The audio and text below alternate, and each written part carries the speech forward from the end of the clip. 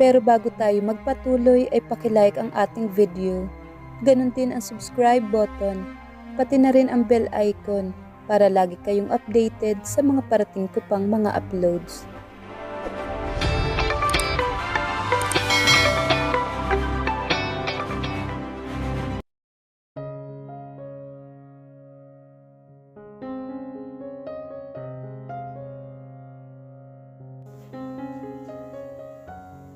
Nang bumalik sila sa San Vicente, ay wala ang mommy at daddy niya sa bahay nila.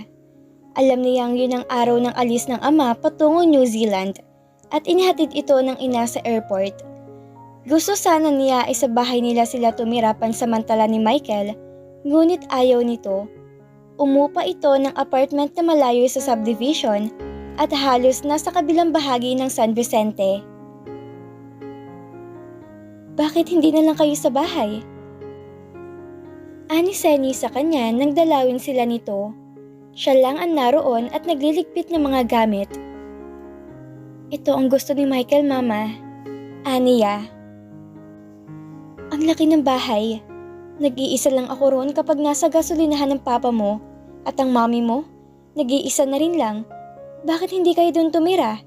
Napakalayo naman itong kinuha niyong apartment. Sinusunod ko lang ang gusto ng asawa ko. Sagot niya na pawisan na sa paglilinis ng bahay. Mga bagay na hindi niya natutunang gawin ng dalaga siya. Magpapadala ko rito ng katulong para may makakatulong ka. Nagbuntong hiningang inikot nito ang tingin sa dalawang palapag na apartment. Dalawa ang silid sa apartment at wari inaasahan na niya ang gagawin ng asawa. Sa kabilang silid ito tumutuloy sa halip na sa kwartong nakalaan para sa kanila. Hindi siya kinakausap nito at mas madalas tong wala. Hindi ka ba kakain bago umalis? Tanong niya na makitang nakagayak na ito. Nagluto ko ng paborito mo. Wala akong gana. Sagot nito. Michael? Ngunit bago pa niya masabing gustong sabihin ay lumabas na ito. Daig pa niyang walang kasama sa bahay. Lahat ng gawain ay siyang umaayos. Tulad na lang ng sariling ilaw, tubo at kung ano-ano pa. Nika, anong ginagawa mo? Ang mama ni Michael nang dalawin silang muli. Gulat na gulat to na makitang marumi niyang kamay at muka. Nasira po kasi yung lababo namin, nagbara. Sagot niya na tinulungan ang biyanan sa mga daladala nito. Mga groceries yan para sa inyo. Nito. Nag-abala pa kayo, Ma? Inilapag niya ang mga pinamili nito sa mesa. Nasaan ba si Michael? Bakit ikaw gumagawa niyan? Nasa opisina po. Opisina? Gulat ang matanda. Linggo ngayon at saradong factory. Hindi niya alam kung anong isasagot sa biyanan. Mag-uusap kami ng batang yan? Ma, anong gusto mong kainin? Inilihis niyang usapan. Ipagluluto kita. Hinalungkat niya ang mga dala ng matanda. Pag na, at magbihis ka't sa labas tayo kakain. Samahan mo ako. Bakit kailangan sa labas ay may pamamahay naman kami? Sabay na napalingon ang magbiyanan sa may entrada ng kusina. Nakatayo roon si Michael. Mabuti naman at dumating ka na, Michael. Wika ni Senny sa anak sa galit na tono. Saan ka ba galing? Para kang hindi pamilyadong tao? Pati gawaing panlalaki inaasa mo rito sa asawa mo? Ma, awat ni Nika sa biyanan. Kaya ko naman ang gawain at hindi pa ako naiinip. Oh, nakita niyo na, Mama? Paismid na sabi ni Michael. Kaya niya. At saka sanay si Nika sa ginagawa niya. Haragan yan, di ba? At may tapang na gawin ng lahat ng bagay. Napayuko si Nika dahil alam niyang may laman ng huling sinabi ng asawa. Michael, hindi ko gustong ginagawa mong... Nahinto si Senny sa sinasabi na mahagip ang nakikiusap ng mga mata ni Nika. Nagpupuyos ang loob nitong nagpaalam at umalis. Si Michael ay walang kibong pumanhik sa silid nito. Naiwan siyang nanlulumo. Ngayon niya labis na pinagsisisihan ang pagsang-ayon sa plano ng biyanan. Bakit ang layo-layo naman tong apartment na nakuha nyo? Tanong ni Rixie, nagdalawin siya nito. Ang laki-laki ng bahay ni na Michael at ng parents mo. Bakit umuupa pa kayo? Mainam nga't natututo kaming maging independent ni Michael? Napapabuntong hininga siya sa mga paulit-ulit na katanungan ng mga dumadalaw. Inilapag niya ang merienda sa mesa. Kung sa bagay, pareho kayo nag-iisang anak. Adventure na sa inyong pagsisimula. Tinitingnan nito ang album ng kanilang kasal. Mabutit na isipan mo kung dalawin dito. Naupo siya sa katapat na sofa. Gusto talaga kitang makita kasi natigilan ito. Isinara ang album. Kasi ano? Untag niya at inabutan ng juice ng kaibigan. Hindi ko alam kung dapat kong sabihin sa iyo to. Pero, alanganing sabi ni Rixie na tumingin sa kanya. Nagtatanong na napatingin siya sa kaibigan. Okay, pero cool ko lang ha? Ano ba yon? Minsan kasi, nagpunta kami ni Crisanto sa bagong bukas na burger chain sa Trinidad. And guess who we saw there? Si Anat kasama si Michael. Hindi siya nakakibo. Kasabay ng pagguhit na matinding hapdi sa dibdib, ay umiwas siya ng tingin. Natutunaw ng yelo sa juice mo, baka uminit yan. Pabiro niyang sabi. Nika, narinig mo bang sinabi ko? Baka naman kamukha lang ni Michael? Pilit niyang umiti. Sana nga, pero binati pa nila kami. Ang kapal ng ana na yun ha? Baka nagkataon lang na nagkita ang dalawa roon. Alam mo namang malapit na sa Trinidad ang gas station ni na Michael. Sagot niya, pilit pinakasyual ang sarili. Umikot ang mga mata ni Rixie. Inabot ang baso ng juice at uminom, pero tinitingnan ang pailalimang kaibigan at tinatansya. I'm sorry kung nagsisilbing para ako naghahatid ng chismis sa iyo, Nika. Wika nito makaraan. Hindi lang kasi tamang makita ko magkasama sina Michael at Anna pagkatapos na nangyari at kakakasal lang nyo. Isang tango ang sinagot niya at hinawakan sa braso ang kaibigan. I'm glad you told me, but there's nothing to worry. Nagkataon lang pagkikita nilang yon, that I'm sure. Paniniyak niya, gayong malayong-malayo yon sa nararamdaman. Marahang katok ang ginawa niya bago itinulak ang pinto ng silid ni Michael. Nasa harap ito ng computer at tila hindi pansin ang presensya niya. Nakita ka raw ni Rixie sa Trinidad.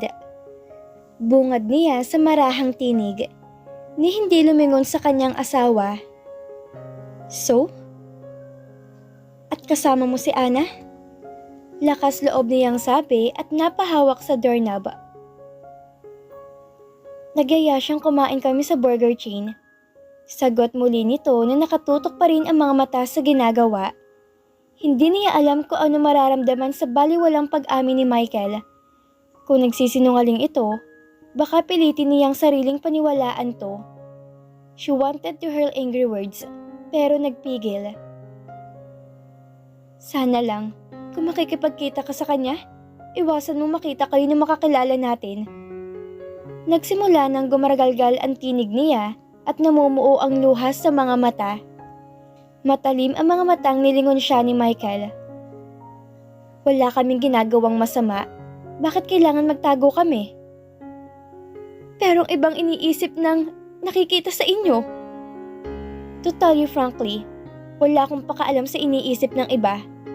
Pero ikaw nag-iisip ng kung ano-ano. Wala akong iniisip na masama. Alam mo yan.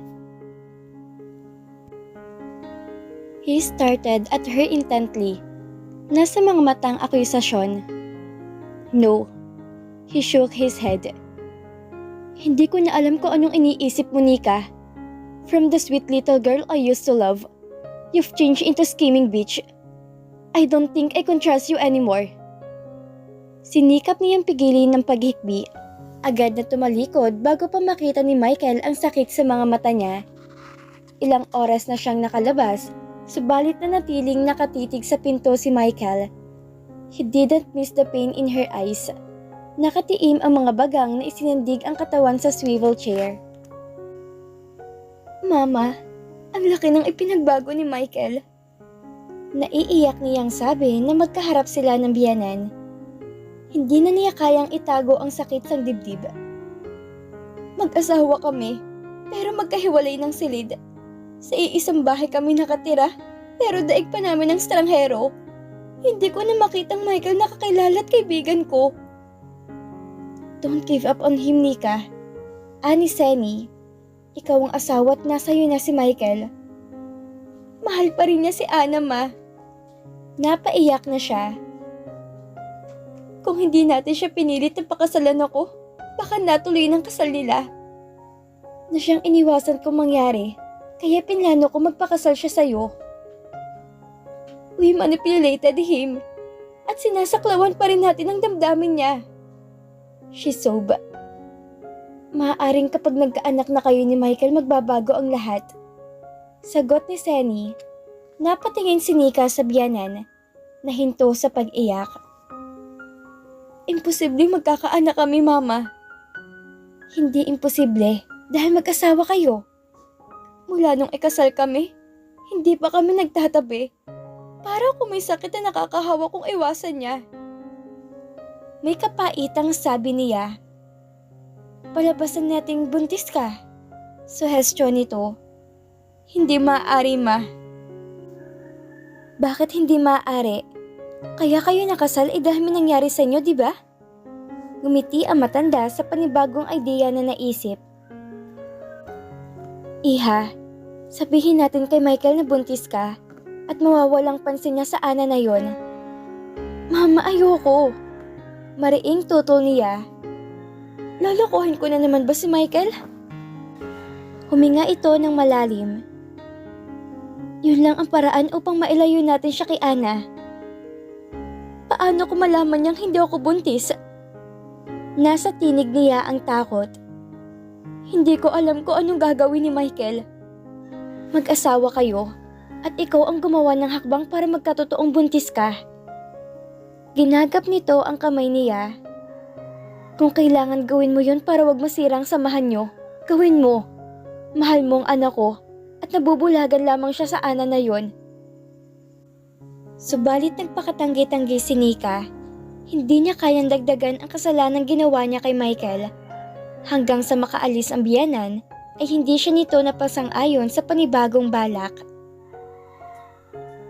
Mami!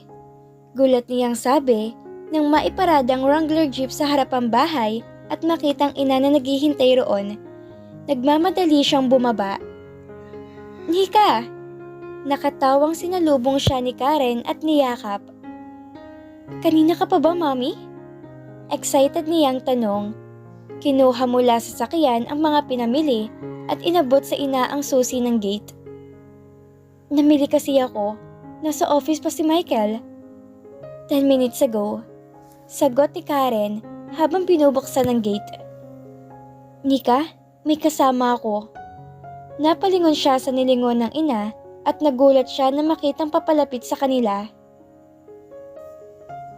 Hello, Nika. Nakangiting bati ni Vince sa kanya habang lumalapit. Napatingin siya sa mami niya upang humingi ng paliwanag. Akong nagpilit sa mami mo na pumunta rito. Agad na susog ng binata. Gusto ko lang mga musta. Pumasok na tayo. Yaya ni Karen sa dalawa. Tinulungan siya ni Vince na bitbitin ang mga pinamili.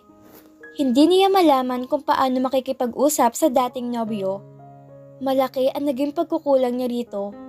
Ni hindi niya ito nagawang tawagan tulad ng binalak niya upang makipag-break ng normal. Mami, bakit kasama niyo si Vince?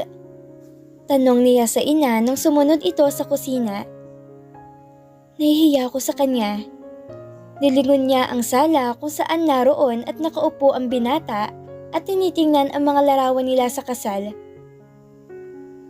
Hindi ako naging first sa relasyon namin at higit sa kanya. Nais ka lang niya makamusta at makausap. Maginoo at mabait si Vince anak. Tinanggap niyang hindi kayo para sa isa't isa. Sagot ni Karen. Kausapin mo siya. Kabutihang asal kung hihingi ka ng dispensa.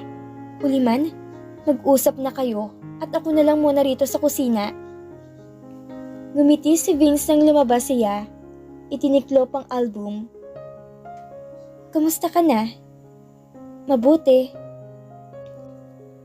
Forgive me for saying, but you don't look like it. Parang ang laki ng inuhulog ng katawan mo. Puna nito. Are you happy with your husband? Of course. Mabilis niyang sagot, ngunit iniwas ang mga mata. Vince, I'm sorry for what naiintindihan ko. Agap nito, hindi siguro talaga tayo para sa isa't isa. Bahagyang natawa ang binata, subalit naroon ang lungkot sa mga mata. Akong humingi ng pagkakataon na mahalin mo ako, di ba? Pero hindi mo nagawa yon. At sinabi ng mami mo na si Michael ang first love mo, na hindi mo to makalimutan kahit kailan. She smiled drearily. Some guys have all the luck. She smiled guilty. You're a good man, Vince. Kahit sino'y gustong ibigin ka. Pero yung gusto kong ibigin may iniibig na iba. Bahaw itong tumawa. One of life ironies. Pagkuway sumaryoso. Nika, basta masaya ka okay na sakin. Tandaan mo, hindi ako galit sa nangyari.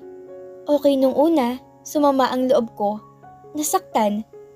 But then, natanggap kong hindi mo talaga ako mahal. Thank you, Vince. Pinilit ko nga mami mo na samahan ako sa'yo para makapag-usap tayo at makapagpaalam na rin ako bago umalis. Seryosong sabi nito. San ka pupunta? Tanong niya. Mag-aaral muli ako sa Amerika. Sagot nito nang initian siya. Masteral, noon pa naman ako pinapupunta ng daddy sa States pagkagaling ko sa Australia. Hindi ako pumayag dahil umaasa nga ako magpapakasal tayo. Muli ang pagdaloy ng guilt. Mag-iingat ka roon and I'll pray you find true happiness. Ginagap nito ang isa niyang kamay. Hindi kita ganun kadaling makakalimutan. Wika nito at tinitigan siya. Kahit malayo na ako, kapag kailangan mo ko, huwag ka mag-atubiling tawagan ako ha. I'm leaving you my address. Friend? She smiled through misty eyes. Friend. Pareho silang napalingon na marinig ang malakas na pagsara ng pinto. Nakatingin sa kanilang kadarating na si Michael. Ang mga mata nito'y sa kamay niyang hawak ni Harry nakatuon. Bigla niyang nahila ang kamay, sabay tayo. Tila huling-huli siya sa aktong may ginagawang masama. Michael! Hindi ko alam na may bisita palang asawa ko. Sarkastikong wika nito na idiniin ang huling salita. Dumalaw si Vince Michael, kasama niya si Mommy. She said defensively. Lumabas si Karen mula sa kusina nang marinig na naroon ng manugang.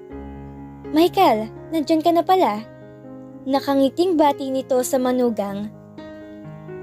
Agad ang pagpapalit ng mood ni Michael at hinagkan sa pisngi si Karen. Mabuti't dinalaw niyo kami ni Nika, Mami. Nilapitan siya nito at inakbayan. Napapidlag siya sa simpleng aksyon na yon ng asawa. Sa unang pagkakataon mula nung makasal sila, ay noon lang siya nilapitan ng ganoon ni Michael. Nakakainip sa bahay na nag-iisa, Michael. Ani Karen na tumingin sa anak. Nakakapanibago. Masanay akong wala si Benedict, pero hindi ang walang baby ko, Michael. Natawa si Michael. Sandali ay nasilip ni Nika ang dating Michael na kilala niya. Parang totoong pakitang giliw nito sa ina, gayon din ang pagtatapon nito ng tingin sa kanya paminsan-minsan. Well, Mommy. Hinapit ni Michael ang asawa. Ang baby niyo'y magiging mami na rin. May bago na kayong aalagaan ilang buwan mula ngayon. Nanlaki ang mga mata ni Karen at lumipat ang tingin sa anak. Totoo ba, Nika? Nagdadalang tao ka? Excited na tanong ni Karen sa anak. Why? Halos 1 buwan pa lamang ng... Oh well. At sa kagalak na bumulalas, magkakaupo ako at hindi mo sinabi sa akin. Nagulat si Nika sa sinabi ni Michael at hindi malaman ang isasagot sa ina. Kung ganoon, ay itutuloy pa rin ang biyanan na sabihin sa anak ang kunway pagbubuntis niya. She groaned inwardly. Gustong manlambot. Panibagong panloloko na naman tong gagawin nila.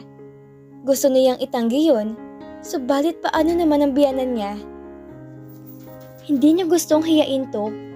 Ang gusto lang ni Senny lumigaya sila ni Michael. Congratulations to both of you. Ani Vince na tumayo at kinamayan si Michael. Thank you. Tinanggap ni Michael ang pakikipagkamay ni Vince, pagaman formal ito. Ang mami niya ay niyakap siya na mahigpit at kitang-kita ang labis na kasiyahan sa mukha nito sa kaalamang magkakaanak na siya. Mag-o-overseas agad ako sa daddy, iha. Natutuwa siyang tiyak sa ibabalita kong to. Magkakaapo na kami. Excited ang boses na sabi ni Karen. So, yun ang dahilan kay nahuhulog ang katawan mo, Nika? Si Vince. Napatingin si Michael dito nang marinig ang komento ni Vince.